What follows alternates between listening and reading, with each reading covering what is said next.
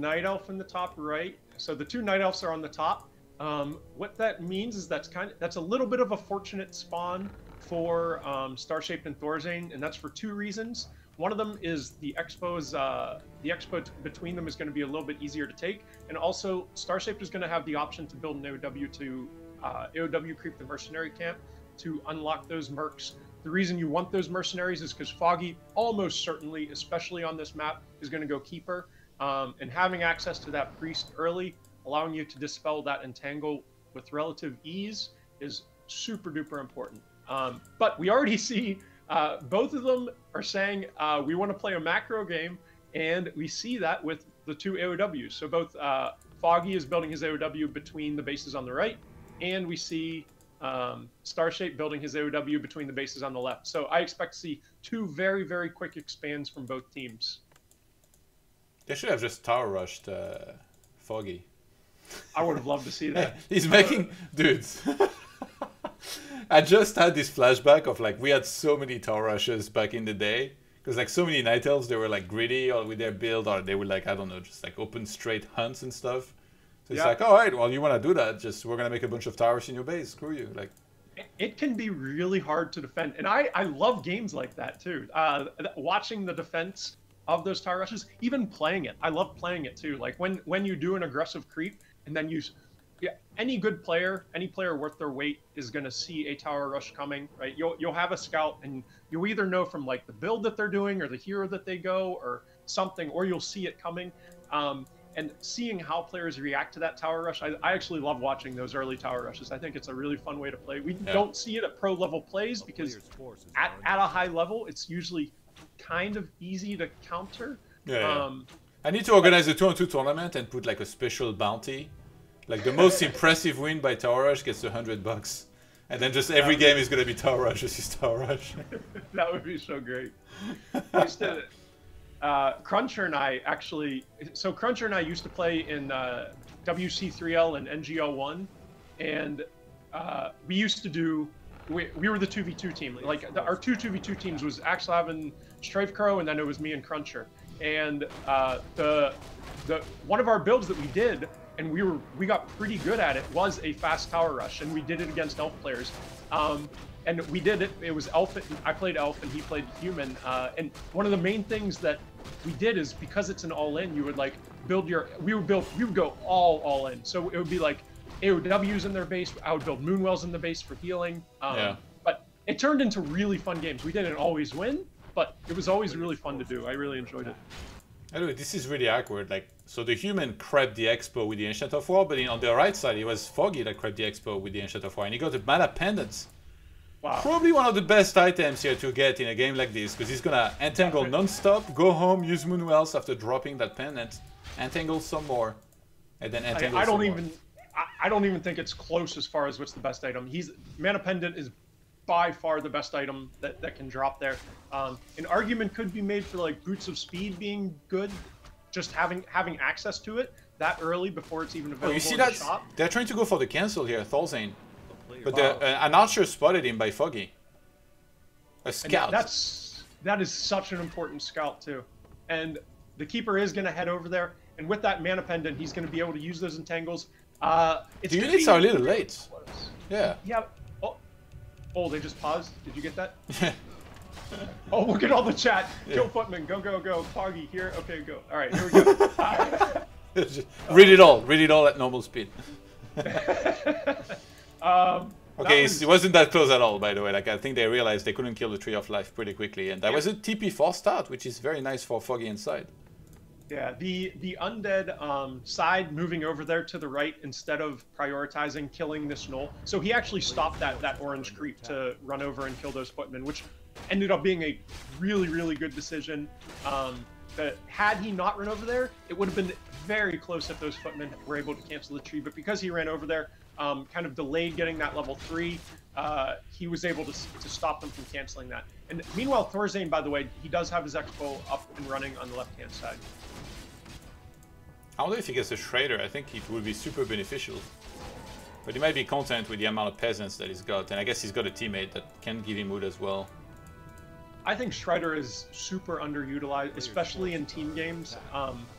anytime I play team games, if we fast expand, I almost always get a shredder as quickly as possible, because you're able to not only basically give yourself unlimited wood, you're able to give your ally unlimited wood. Yeah. And that is just so strong to never be down on wood, no matter how many workers end up. Well, to be fair, I don't know. Like, it depends what they're producing, right? Like, sometimes in solo, you know, we always say it's unlimited wood, but sometimes you're gonna spend it, like, especially as human, right?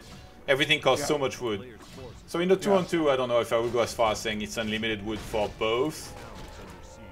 Like, just the shredder by itself. Like, obviously, you need a decent amount of workers mining wood as well. Like, you know, if they both walk into the Dolce Gabbana store and they start shopping left and right, obviously there's not going to be much wood left, even though they've got a shredder. So.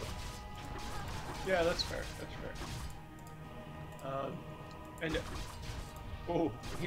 ThorzaiN getting kind of unlucky with his items. So he got Lion Horn of Stormwind, which is really strong. Every other item is pretty much garbage. I'm kind of surprised he didn't sell them yet. There we go. He sold the slippers. Kind of surprised he didn't sell the other stuff too. I think because he's... Actually, no, his tier 2 is far away. Sometimes when your second hero is about to come out, you save some items for him. Like, especially the stuff like rings and everything. Yeah, Ring of Protection is pretty good. He could maybe transfer some to the Keeper, to be honest. I mean, it's not like he needs gold, right? Yeah. And we do see the two armies are grouping up here, and it looks like they're going to turn and try and take a fight. Meanwhile, SyDe is just kind of happily creeping, which is kind of what Undead is supposed to do. He's supposed to get that DK as high as possible, and he leaves behind the Tome of Agility +2, and he says, "On my way." So, so here comes a pretty strong push here. Wait, did he mess up the summon? Yeah, he did. He got only one treant. Oh, that's so frustrating as an elf player.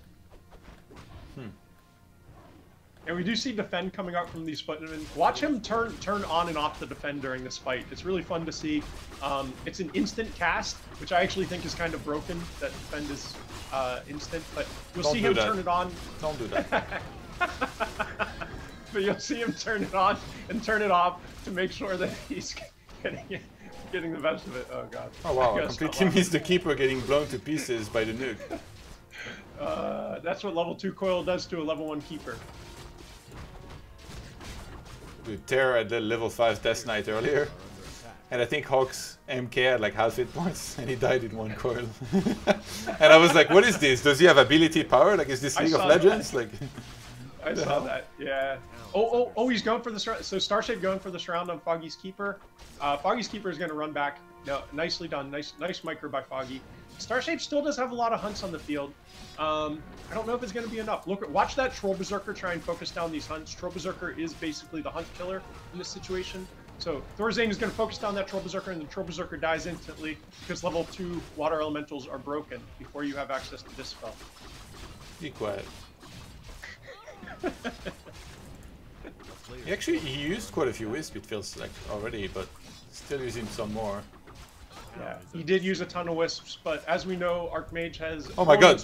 Look at the hunt on the right side of Starshaped! Killing the gold mine of Foggy. Okay, really? Oh my gosh! Wow! Oh, that's so sick. That is so funny. That must have been attacking that for like 3 minutes. Yeah. And speaking of OP stuff before this spell, how many units have died to Entangle so far this game? 200? 350? Okay, that's fair. That's fair. Yo, the Keeper of Starshaped is still level 1, by the way. Nice invul. I'm kind of surprised he actually didn't go for a Fiend there. I guess he wanted to force out that invul potion. It would have been a surefire kill on a Fiend had he entangled the Fiend instead of the DK. I guess he just wanted to get that invul potion out. Wasn't there a Death Guard? Yeah, but even with the coil, he still would have gotten it with that many hunts. Oh, the hero hunt, trying to get away. 17 hit points. And Pit Lord was hired by Foggy. I kind of like that synergy because obviously he can't heal that himself, but SyDe can. So he's going back in for that Fiend now. Oh, and he said he's calling out the MK. He's calling out the MK hit. And the MK is going to go down. Wow, that was a nice call out, actually. Imagine if they had Discord. Yeah. I would actually love to be on that call if they were on Discord. That'd be funny to hear. Actually, yeah. You know, when I played with Cash before in 2-on-2s, we literally never spoke except when he said, Blade Master.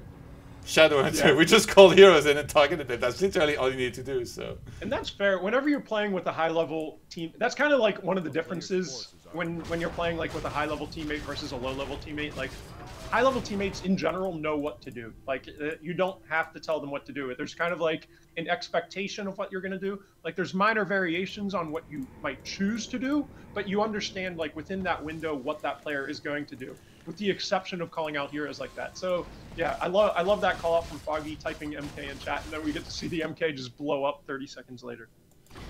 And ThorzaiN actually is going to reach level 5 here, and he's looking to retrain, so that's going to be some massive amount of AoE. There is some interrupt available in the form of Impel and Entangle, but I mean, Blizzard level 3 here is supposed to do a ton in the upcoming fights. It will do a lot of damage. This is going to be super strong, a super strong push from SyDe too. That Lich isn't quite level 3 yet. Getting that Lich level 3 and Crypt Lord level 2 is a massive buff to the army. And we don't see that yet, but we do see Orb of Corruption, and the Orb of Corruption is, as always, I mean, it's probably one of the most broken items in the game, and we're going to see SyDe put that to use right here. They're going to push the expand on the left-hand side. I think they need to TP maybe behind the towers or something. Like the Arcane Tower is synergizing with the army would be really good here for Team StarZain. I don't even think they're going to TP. So, oh, I thought the elf was going to run actually. So no, they are going to TP and they are going to fight this. I don't see this going well for the. Oh yeah, that's too early, and the Arcane Tower is not going to be shooting. I don't think they should have engaged like that at all. I thought they were going to just camp behind the tower. And we do see Scroll of Protection coming out. The Blizzard is doing a ton of damage. That was a nice entangle. So that level 3 Blizzard. He has one more Blizzard left to cast. And we do see the Blizzard is coming out. It's doing a ton of damage, but it's not enough. That Orb of Corruption is still pumping out way more damage than anything on either of the other two armies. And we just kind of see whatever side is focusing just melts. That's kind of the thing to watch. That's the unit to watch in these fights is whatever side decides to right-click and just watch how quickly it falls. Starshaped had like a very small army already, so ThorzaiN is trying to expand one more time. I think they got a little overconfident here for a second. They needed more units to try and hold on against this. They needed Starshaped to be on 50 supply. They needed ThorzaiN to go to 80 supply before expanding. Mountain King is going to get targeted. He's going for the dive. Arcane Tower, I mean, there's so much mana left over on the Death Knight anyway. He's going to try and stuff out of there. Peace. I'll be back. And I'm not sure if SyDe lost a unit that fight. I can't say with certainty, but I'm pretty sure he didn't lose a unit. He's got 69. Means, which means 69. And he's about to 420 on these nerds. I love the fact that this is a game and we understand that and we don't take it too seriously. This is fun. Why would we, man? Breakers feel like a trash army, by the way, against what they've got facing them there. Breakers are not doing anything in this army, in this fight. And they're one of the worst units in the game, yeah.